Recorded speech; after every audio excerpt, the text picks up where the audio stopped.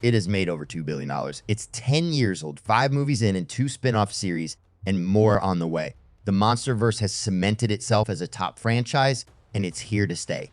Today, I'm ranking every single movie and series from this earth-shaking franchise. And guess what? My top pick might actually surprise you. All this will be done in 2 minutes or less, so stick with me and comment the picks you don't agree with right below. So let's get started.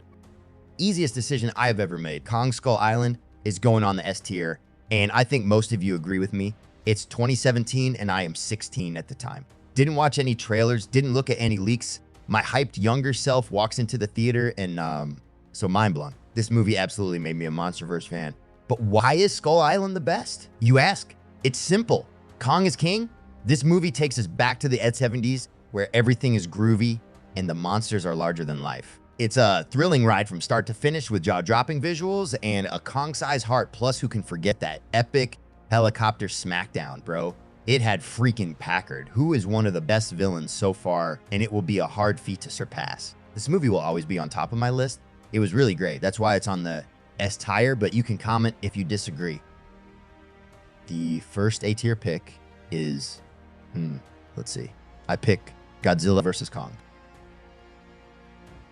It's pandemic, and we literally had little to watch, but in those terrible times, a glimmer of hope was dropped, and that was Godzilla vs. Kong. This epic showdown delivered, and it surpassed my expectations. Godzilla taking on Kong in the Monsterverse was very good. We'll never forget how Kong made Godzilla gag on a building-sized axe.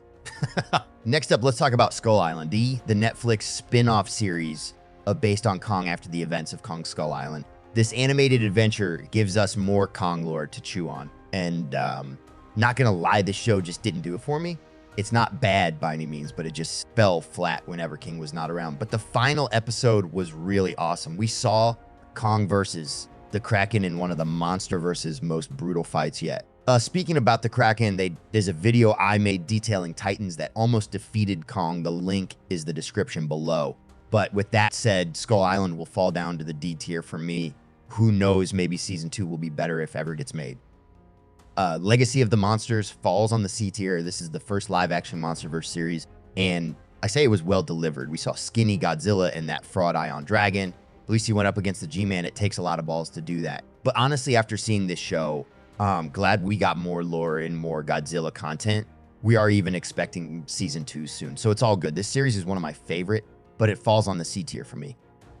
Let's go to Godzilla 2014, the one that reignited our love for Big G. It's a darker, more serious take on the legend. This is the movie that kicked off the Monsterverse, and it was good, so for that, it's going on the B tier. And some may be shocked by this, but honestly, that's how I feel about it.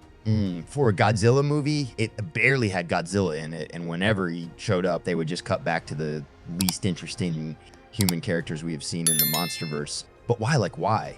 We just wanted Godzilla kicking ass. So for that, sorry, this is a B straight up. Godzilla X Kong, the new Empire, the newest kid on the block introduced Shimo and the Scar King, but it was just a fun movie, which is fine. Godzilla is just on a freaking murderous rampage in this movie. Honestly, I feel like Godzilla didn't need to evolve for the final fight. They killed Tiamat.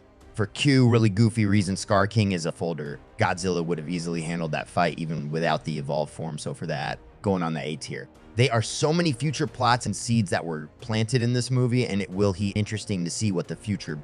King of the Monsters goes straight to A tier. Some people dislike, but personally think Godzilla and all the monsters in this movie were treated with respect and felt larger than life. This movie is just so beautiful. They really went all in for this one. That's why it's still the most expensive Monsterverse movie ever made. It really expanded the universe and the lore in a big way, but overall, this is an A-tier movie, and that's where it's going.